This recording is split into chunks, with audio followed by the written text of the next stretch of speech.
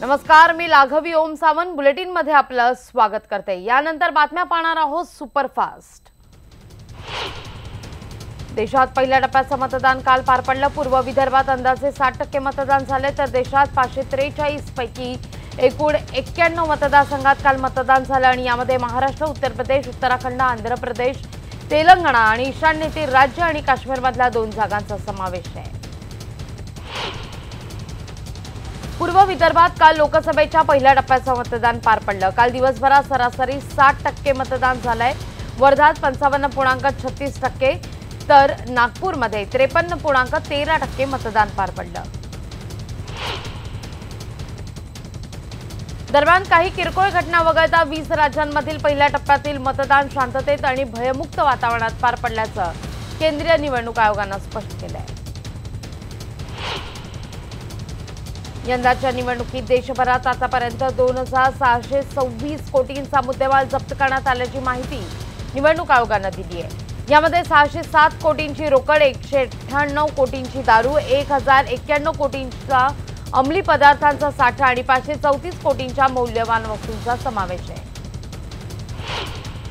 छत्तीसगड आणि गडचिरोलीमध्ये अतिसंवेदनशील भागांमध्ये हेलिकॉप्टरने ईव्हीएम मशीन्स परत नेली गेली। माओवादी प्रभावित भाग असल्यामुळे ईव्हीएमला कुठल्याही परिस्थितीत नुकसान व्हायला नको म्हणून निवडणूक आयोगानं ही खबरदारी बाळगली। यंदाच्या निवडणुकीत नागपूरमध्ये काँग्रेसनं जातीयवादाचं राजकारण केलं असा गंभीर आरोप नितीन गडकरींनी केलाय। न्यूज 18 लोकमतला दिलेल्या एक्सक्लुझिव्ह मुलाखतीत ते बोलत होते। नाना पटोलेंना भंडाऱ्यात परत पाठवल्याशिवाय राहणार नाही असंही ते म्हणाले। अमरावती लोकसभा मतदारसंघातील संयुक्त पुरोगामी आघाडीच्या उमेदवार नवनीत राणा यांच्या प्रचारार्थ काल प्रसिद्ध अभिनेते सुनील शेट्टी यांनी मेळघाटातील धारणी इथं रोड शो केला। नागपूर बंदा गणेश फुकमारे या तर्री पोहे विकणाऱ्या काकांनी मतदान करणाऱ्या प्रत्येक व्यक्तीला 50% सूट देण्याची योजना सुरू केली होती। गडचिरोली लोकसभा क्षेत्राकरता काल मतदान झालं। जिल्ह्यातल्या 3 मतदान क्षेत्रात माओवाद्यांनी बहिष्काराचं आवाहन केलं होतं, पण अतिसंवेदनशील भागात काय होईल अशी शंका होती। मात्र रखरखत्या उन्हात सुद्धा आदिवासी मतदारांनी उत्साहात मतदान केलंय। छत्तीसगडमध्ये लोकसभेच्या पहिल्या टप्प्याचं मतदान पार पडलं। यावेळी मतदारांच्या मनात भीती निर्माण करण्यासाठी दंतेवाडामध्ये माओवाद्यांनी रस्त्यावर स्फोट घडवून आणला आणि त्यामुळे लोकांमध्ये भीतीचं वातावरण होतं। गडचिरोलीमध्ये मतदान संपल्यावर माओवाद्यांनी हल्ला केला। पुरसल गोंदियाच्या मतदान केंद्रावर निवडणूक पथक निघाल्यानंतर बेस कॅम्प परतणाऱ्या पथकाला माओवाद्यांनी लक्ष्य केलेलं आहे। या 3 जवान जखमी झाले। जवानांनी देखील माओवाद्यांना चोख प्रत्युत्तर दिलं। राज्याचे विरोधी पक्षनेते राधाकृष्ण विखे पाटील चक्क भाजपच्या एका बैठकीत उपस्थित होते। त्याचे फोटो व्हायरल झालेत आणि या फोटोमुळे विखे पाटील मुलाचा प्रचार करत असल्याचं उघड झालंय। दरम्यान नाशिकमध्ये आघाडीच्या पोस्टरवरून राधाकृष्ण विखे पाटील गायब झाले आहेत। काँग्रेस, राष्ट्रवादी काँग्रेस आणि स्वाभिमानीच्या प्रमुख नेत्यांचे फोटो व्यासपीठावरील बॅनरवरून काढून टाकण्यात आले आहेत। अकोल्यामध्ये देवेंद्र फडणवीसांची सभा आयोजित करण्यात आली होती, मात्र यावेळी उभारण्यात आलेल्या सभा मंडपात हवेच्या जोरानं हा सभा मंडप कोसळला। सुदैवाने यात कोणतीही जीवितहानी झाली नाही। उत्तर पश्चिम लोकसभा मतदारसंघाचे काँग्रेसचे उमेदवार संजय निरुपम यांच्या मध्यवर्ती निवडणूक कार्यालयाचं काल उद्घाटन झालं। प्रसिद्ध अभिनेत्री अमिषा पटेल हिच्या हस्ते हे उद्घाटन पार पडलं। मनसे अध्यक्ष राज ठाकरे काल मुंबईहून ट्रेन नांदेडला रवाना झालेत। मुंबई सीएसएमटी वरून त्यांनी देवगिरी एक्सप्रेस पकडली। त्यात एक संपूर्ण डबा मनसेनं आरक्षित केला होता। मनसे सर्वेसर्वा राज ठाकरे यांची लोकसभा निवडणूक प्रचारासाठीची पुण्यातील एकमेव सभा पुढच्या आठवड्यात अर्थात 18 एप्रिलला होणार आहे।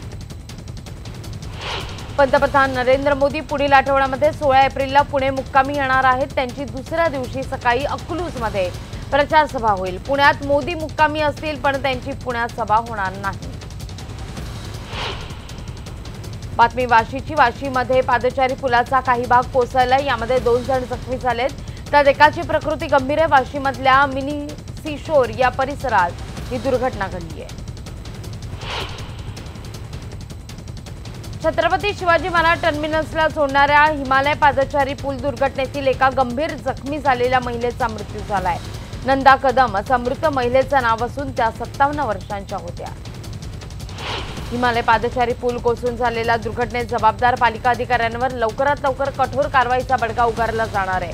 या संपूर्ण दुर्घटनेस नेमकं कोण जबाबदार आहे याच्या चौकशी करता सार्वजनिक बांधकाम विभागाचे सचिव मनोज सैनिक यांच्या अध्यक्षतेखाली एक समिती स्थापन करण्याचा निर्णय मुख्यमंत्री देवेंद्र फडणवीस यांनी घेतलाय।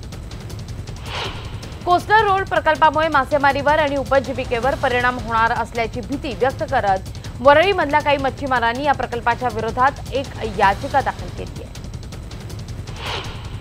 मध्य रेल्वेच्या सीएसएमटी दादर यासह 5 उपनगरीय स्थानकांच्या आणि लोकमान्य टिळक टर्मिनसवरील सुरक्षा व्यवस्थेत वाढ करण्याचा निर्णय घेण्यात आलाय। या ठिकाणी आवश्यक ते फेरबदलही करण्याचा निर्णय आहे। मुंबईतल्या महत्त्वाच्या लोकमान्य टिळक टर्मिनसजवळ गेल्या अनेक वर्षांपासून रिक्षा चालक प्रवाशांकडून अतिरिक्त भाडं उकळतायत। 1 ते 2 किलोमीटरसाठी 400 ते 500 रुपये भाडं आकारण्यात येत आहे। मुंबईमध्ये महिलांसाठी बांधण्यात आलेल्या शौचालयांची संख्या अपुरीच असल्याचं समोर आलंय। शहरात महिलांसाठी फक्त 3000 शौचालय असल्याचं प्रजा फाउंडेशनच्या अहवालात स्पष्ट आहे। मुंबईत उघड्यावर तयार केली जाणारी निंबू सरबत आणि उसाचा रस हे निकृष्ट दर्जाचं असल्याचं समोर आलंय। पालिका प्रशासनाच्या पाहणीनंतर सादर झालेल्या अहवालात ही बाब स्पष्ट आहे। लोकसभा निवडणुकीच्या कामांसाठी मुंबईत काळ्या पिवळ्या टॅक्सीचाही वापर होणार आहे। जवळपास 1300 टॅक्सी 28 आणि 29 एप्रिलला निवडणुकीच्या कामानिमित्तानं आरक्षित असतील। उल्हास नदी सध्या जलपाणीच्या विळख्यांमध्ये सापडली आहे। नदीच्या पाण्यावर पाहावं तिकडे हिरव्यागार जलपाणी असल्याचं दृश्य आहे। बदलापूरमधल्या एका शाळेतील शिपायानं 3रीच्या वर्गामध्ये शिकणाऱ्या मुलीचा विनयभंग केल्याचा प्रकार घडलाय। दरम्यान या प्रकारानंतर संतापलेल्या मनसे कार्यकर्त्यांनी या शिपायाला बेदम चोप दिलाय। मुंबई नाशिक महामार्गावर शहापूर तालुक्याजवळ असणाऱ्या आडगाव इथं भीषण अपघात झाला। महामार्गावर कंटेनरवरचा चालकाचा ताबा सुटला आणि हा अपघात झाला। या अपघातात 5 जण दगावल्याची माहिती आहे। गेल्या काही दिवसात युट्यूबवरील भारतीय सबस्क्राइब्समध्ये लक्षणीय वाढ झाली आहे। ही प्रेक्षक संख्या सध्या 26.50 कोटींच्या घरात पोहोचल्याचं दिसतंय। गेल्या वर्षीच्या तुलनेमध्ये यंदा उन्हाळ्यामध्ये भाज्यांचे भाव स्थिरावले दिसतात। उन्हाळ्यामध्ये हिरव्या भाज्यांचे भाव नेहमी वधारत असतात। यंदा मात्र आवक चांगल्या प्रमाणात झाल्यामुळे सर्वसामान्य गृहिणींना भाज्यांच्या बाबतीत मोठा दिलासा मिळतोय। यानंतर बातमी मात्र नांदेडची आहे। मुख्यमंत्री देवेंद्र फडणवीस यांनी काल नांदेडमध्ये जाहीर सभा घेतली। काँग्रेसवाले म्हणजे धादांत खोटारडे आहेत आणि राहुल गांधींचं भाषण म्हणजे केवळ मनोरंजन असल्याची टीका मुख्यमंत्र्यांनी केली आहे। तर अकोल्यात सुद्धा मुख्यमंत्री काँग्रेसवर टीकास्त्र सोडताना दिसले। काँग्रेसच्या गेल्या 5 पिढ्या फक्त गरिबी हटावचा एकच नारा देतात अशा शब्दात त्यांनी काँग्रेसवर टीका केली आहे। जळगावमधील अमनेर इथं भाजप जिल्हाध्यक्ष उदय वाघ आणि समर्थकांनी माजी आमदार BS पाटील यांना मारहाण केल्याचा प्रकार घडलाय। दरम्यान जोपर्यंत वाघ यांच्यावर कारवाई होत नाही तोपर्यंत भाजपचा प्रचार करणार नसल्याचं पाटील यांचं म्हणणं आहे। परभणीमध्ये भरवस्तीत असलेल्या श्रीरंग राठोड या शिक्षकाच्या घरी चोरीचा प्रकार घडला। हा सगळा प्रकार सीसीटीव्हीत कैद झाला असून दिवसा झालेल्या या प्रकारामुळे परिसरात भीतीचं वातावरण आहे। या प्रकरणी पोलिसांकडून अधिक तपास सुरू आहे। वाढत्या उन्हामुळे परभणीत पाणी टंचाईला सामोरं जावं लागतंय। पिण्याच्या पाण्याकरता देखील नागरिकांना मोठ्या प्रमाणावर भटकंती करावी लागते आणि त्यामुळे प्रशासनानं वेळीच पाण्याच्या समस्येवर अधिक लक्ष द्यावं अशी मागणी गावकरी करतात।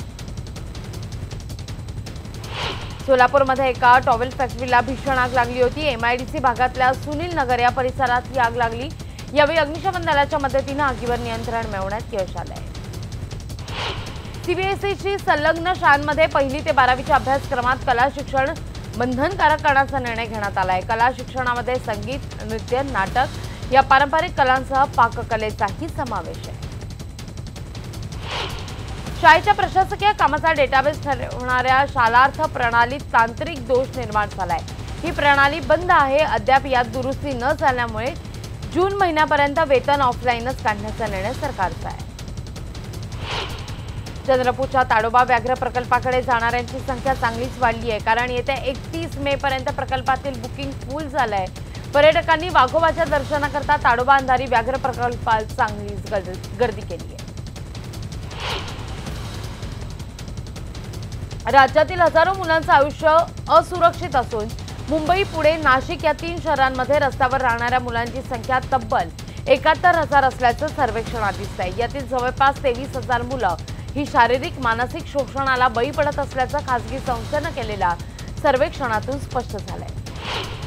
राज्यात अनेक ठिकाणी उष्णतेची लाट आली आहे। उन्हाळ्याच्या आगमनाबरोबरच नाहीसा होणारा स्वाईन फ्लू अद्यापही राज्यात मुक्कामी आहे। 1 जानेवारी 2019 पासून ते 10 एप्रिल पर्यंत राज्यात तब्बल 94 रुग्णांचा स्वाईन फ्लूनं मृत्यू झाला आहे। पुणे शहराला पाणी पुरवठा करणाऱ्या टेमघर, वरसगाव, पानशेत आणि खडकवासला या 4 धरणांमध्ये मिळून केवळ 9 टीएमसी पाणीसाठा शिल्लक आहे आणि त्यामुळे पावसाळ्यापर्यंत शहराकरता पुरेसा पाणीसाठा नसल्याचं जलसंपदा विभागाकडील आकडेवारी स्पष्ट करते।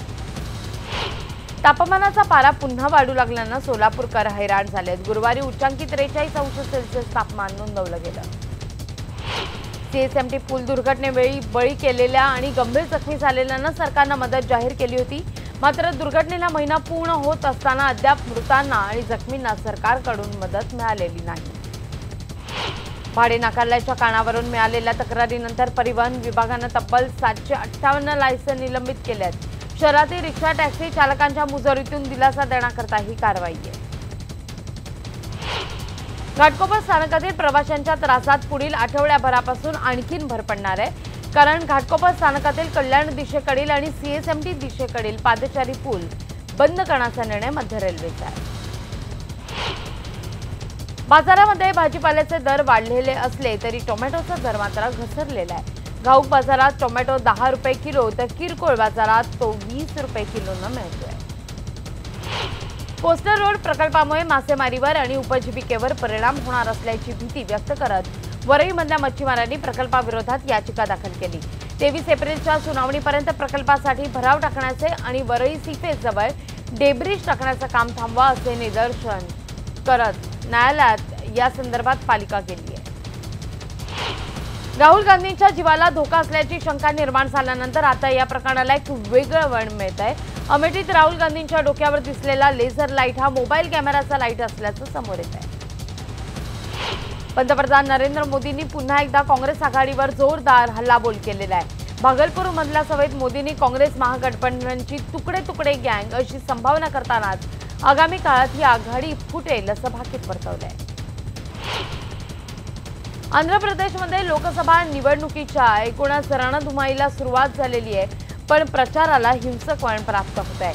आंध्रातल्या जगंपेत्ता मतदारसंघात वायएसआर काँग्रेस आणि टीडीपीच्या कार्यकर्त्यांमध्ये चकमक उडाली आहे। जम्मू काश्मीर आणि 370 कलम रद्द करण्यासंदर्भात भाजपनं दिलेल्या आश्वासनानंतर पीडीपीच्या नेत्या महबूबा मुफ्ती आणि गौतम गंभीरनं ट्विटरवर युद्ध रंगलं। मुफ्तीनं गौतम गंभीरनं खडे बोल सुनावल्यावर महबूबा मुफ्तींनी गौतम गंभीरला सुद्धा ट्विटरवरून ब्लॉक केलं। उमेदवारी अर्ज भरल्यानंतर पत्रकारांशी बोलताना सोनिया गांधींनी पंतप्रधान मोदींवर टीका केली। मोदी हे अजय नाहीत, किंबहुना मोदी हे अजिंक्य नाहीत। 2004 सालच्या निवडणुका मोदींनी विसरू नये असं सोनिया म्हणतात। भाजपच्या नेत्या आणि केंद्रीय मंत्री स्मृती इराणी यांनीही 3 किलोमीटरचा रोड शो करत अमेठीत आपला उमेदवारी अर्ज दाखल केला। इराणींनी केलेल्या शक्ती प्रदर्शनात त्यांच्यासोबत उत्तर प्रदेशचे मुख्यमंत्री योगी आदित्यनाथ, भाजपचे उत्तर प्रदेशचे आमदार आणि पदाधिकारी उपस्थित होते। स्मृती इराणी यांनी अमेठीत उमेदवारी अर्ज भरण्याआधी मंदिरात जाऊन पूजा अर्चा केली आहे। काँग्रेस पाठोपाठ भाजपनं देखील टेम्पर रन करून वेळोवेळी मतदारांना आकर्षित करण्याचा प्रयत्न केला आहे। भाजपच्या नेत्या हेमा मालिनी मथुरेतून निवडणुकीच्या रिंगणात आहेत। त्यांनी उत्तर प्रदेशमधल्या वृंदावन इथे जाऊन साधू संतांची भेट घेतली। आधी गोरगरीब शेतकरी मजूर वर्गाचा मन जिंकण्याकरता हेमा मालिनी शेतात काम करताना दिसल्या, प्रसंगी ट्रॅक्टर चालवताना सुद्धा। राजकीय पक्षांना देण्यात येणाऱ्या देणग्यांकरता असलेली खास इलेक्ट्रोल बॉन्ड योजना हा धोरणात्मक निर्णय आणि त्यामुळे त्याची अंमलबजावणी ही चूक नाहीये असं केंद्र सरकारनं गुरुवारी सर्वोच्च न्यायालयात स्पष्ट केलं आहे। आर्थिक अडचणीतील जेट एअरवेजच्या विमानांची संख्या दिवसागणिक कमी होत चालली आहे। मागील आठवड्यात 26 वर असलेली संख्या आता 14 वर आहे, सूत्रांची माहिती आहे। विकिलीक्सचा संस्थापक जुलियन असांजला अटक करण्यात आली। इक्वेडोरच्या सरकारने असांजला केलेला आश्रय काढून घेतलेला आहे आणि दूतावासातूनच त्याला लंडन पोलिसांनी ताब्यात घेतलंय। अडीतटीच्या सामन्यात चेन्नईनं राजस्थानवर 4 गडी राखत मात केली आहे। राजस्थानच्या 152 धावांच्या आव्हानांचा पाठलाग करताना चेन्नईला शेवटच्या चेंडूपर्यंत लढा द्यावा लागला, पण धोनीच्या अर्धशतकी खेळीच्या जोरावर चेन्नईनं विजय मिळवला।